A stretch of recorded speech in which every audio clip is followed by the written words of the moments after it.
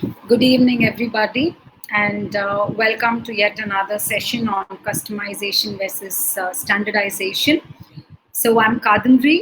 I am a partner at Edwin Business Consulting and also founder of We Do Women Entrepreneurship Development Organization. So, these lives and these sessions are initiatives from our consulting group. And today we are going to address, in the past sessions, we've seen customer segmentation and we've seen the overview of business model. So today in this session, we're going to discuss customization and going to discuss standardization and the current solution. So, what are all this? End of the day, today, if we have to run business and if we've got to be profitable, we need to have customers.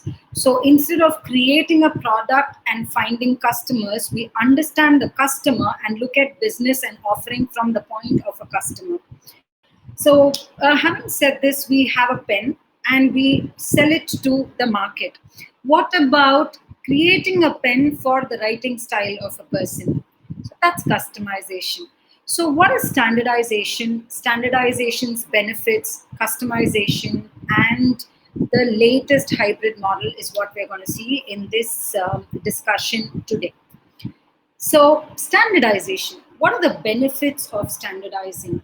So, when you have standardization, is nothing but having a particular product, irrespective of who buys it. It's a standard product which is sold to the market. And again, I take this pen as an example. This is created and sold. Every person who buys this has the same pen. There is no separate or personalization here as far as this pen is concerned. So this is created and it's a standard product which is created and marketed so that more customers buy it. So what is the advantage when it comes to selling something like this? So one time R&D, you don't have to keep innovating the product very often, or at least from case to case, you don't have to keep upgrading the product or customizing the product. So automatically there is less R&D which goes into, I wouldn't say no R&D, because yes, product innovation happens at a scheduled manner, but not each and every time that we sell. So standardization gives us a leverage over there's less expense when it comes to R&D. Next is economics of scale. You will be able to scale the product, meaning the number in terms of production. So once the production unit is set, the number of pieces that you create, it's easier to scale in terms of number. And third one is the marketing efforts that is being put in. Again, when it comes to marketing, it's a single product and a single language which goes in terms of marketing is concerned. So standardization gives us best benefits when it comes to these three areas and more. It's hassle free. It does not create too many problems. So it's one time effort, and that effort you have to keep consistently marketing and finding new clients for the same product. So that is the benefit of standardizing a product. But what were the demerits when it came to standardizing is because the preferences and choice of a customer might vary. So practically, you are kind of giving a fixed set of offering, and a customer has to fit into that offering, and only if 80 to 90% they're satisfied, they go for buying the product. So when it comes to standardization, the satisfaction of the customer may not be 100% most of the time. So sometimes there is a possibility that we also lose the customer. Another most important thing is today in the competitive world, customers are well informed and they demand a lot from the entrepreneur or from the brand.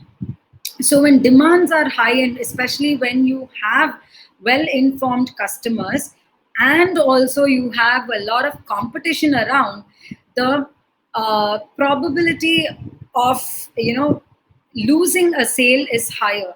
And that is why uh, to not to lose a customer, brands started looking into customization. So customization is nothing but the name is explanatory by itself. Customization is creating the product for the customer. One standard example which we can easily think of when it comes to customization is the new age boutiques. So gone are the days where you actually go into a wholesale or a showroom where you go and pick a salwar what is already there from off the shelf. And even if you have to make an alteration, you will probably have to go back to your tailor who you will have to find, and which is very difficult to find, to alter it to your size. But whereas now every store that you go, though they sell a wholesale, they do have tailors attached to it because customers want the fit. They want it to be customized there. And in most of the cases, you pick up materials and go into a boutique and stitch it there. And this is a classic example for customization. So while customizing, the difficulties that one faces while customizing is again directly parallel to what we saw in standardization. Automatically, R&D has to happen at every stage, every customer. So every single customer is unique. Imagine the same pen if you've got to create it for every single individual. Say the first customer comes and says, I need a ball pen. The second customer says, I need ink. So if you're going to go ahead and create a product, a pen for every single customer, what are the hurdles, or what are the challenges that you might have to face there? The amount of time you put in, amount of R&D, research and development, which goes into making that pen, taking the specifications from the customer, the cost again goes up. The same pen, if you're going to produce in numbers, the cost is obviously lesser, but you have to create it for a specific customer, single customer. Then the customer must be willing to pay that price. So automatically it is not cost effective. And after all the effort, if the customer is going to reject the product and does not buy the product for whatever reason, what happens? Is there a chance that you can find a customer with so much of narrow specifications with the same taste and the same specification for the same customized pen? Very rare and very difficult. There is a very, very slim chance there. So obviously, customization has its demerits, though the customer's satisfaction and in terms of localizing the product, the chances of customer satisfaction is very high. And if a customer is satisfied, obviously the references that you get through the customer is definitely, the chances are more. But end of the day, if you lose a client, the price that you have to pay for it is again high. So, and that is why customization is more it can be more easily adapted for luxury products and a niche clientele. So that is again a difficulty. So on one end, when you see the benefits of standardization, but also you see demerits of unsatisfied customers, lot of negative reviews.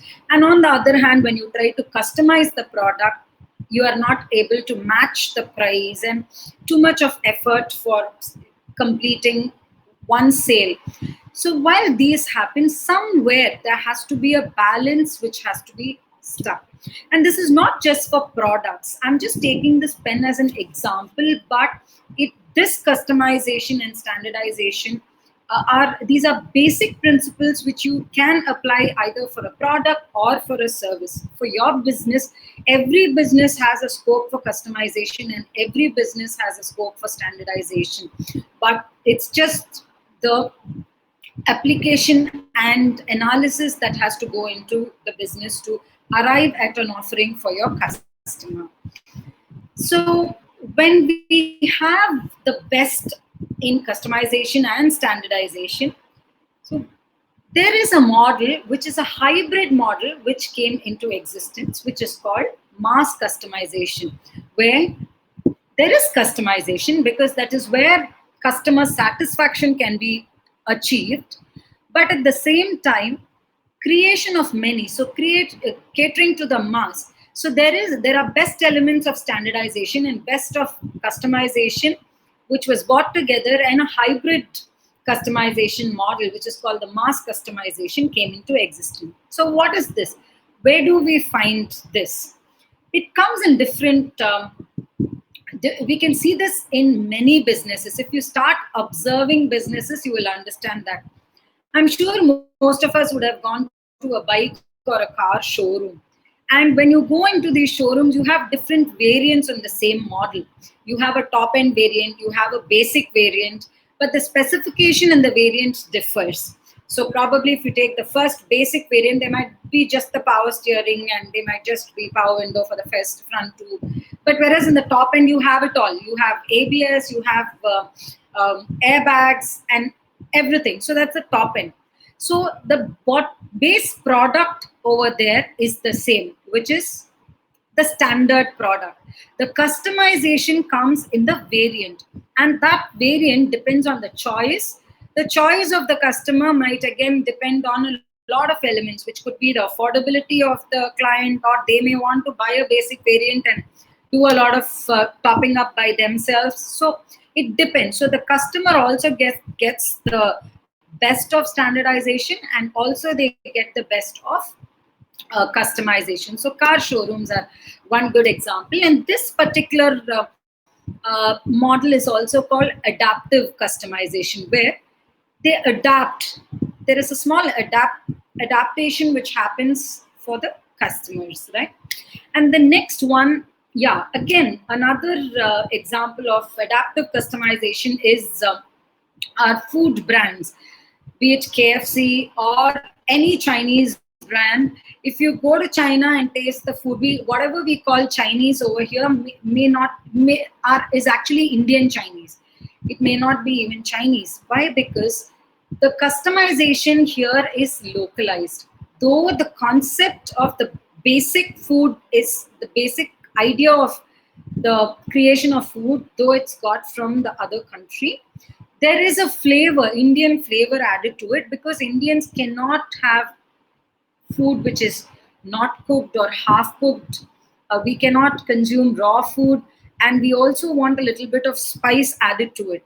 So if they have to sell to India, they have to adapt to a method or adapt to the flavor of India. So though it's a standardized brand, it also has adaptation. They adapt the flavor to India. So this is again a standardized customization for the Indian market, right? Another example, what I told you, is complete collaborative customization, which is the boutique, which we already discussed, where every bit of, right from the fabric to the design, everything is completely customized for the client's requirement. Even jewelry, the high-end jewelry boutiques, where the customer walks in with a design and the jeweler sits with them, understands their budget, understands their design requirement, and creates a unique piece for them. And of course, there is a price which goes into the making. That's how niche segment works, right? So there's a third part which we need to know, which is cosmetic customization. Here, there is no change in the product as such. The product probably is totally the same, but what happens here is only the cosmetic element.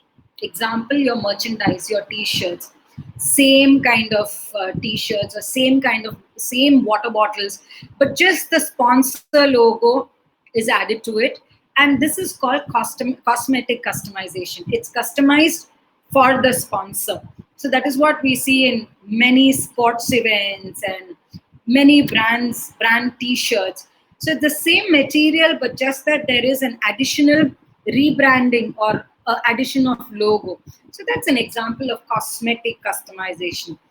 So why are we discussing this is basically today it's important that we as entrepreneurs start looking at things from what the customer wants. So we've got to look at what, from the customer's point of view, and start catering to the needs of the customer, for which the customization and standardization and the hybrid concept would definitely, it would have given you an idea to adapt it to your business. So do drop your questions in the comment section, and if you have any specific case in your business, and if you don't have an idea about how to customize your business, or how to standardize your business, or how to apply both and give a hybrid model, so if you're struggling there, do get in touch with us. I've dropped my number there.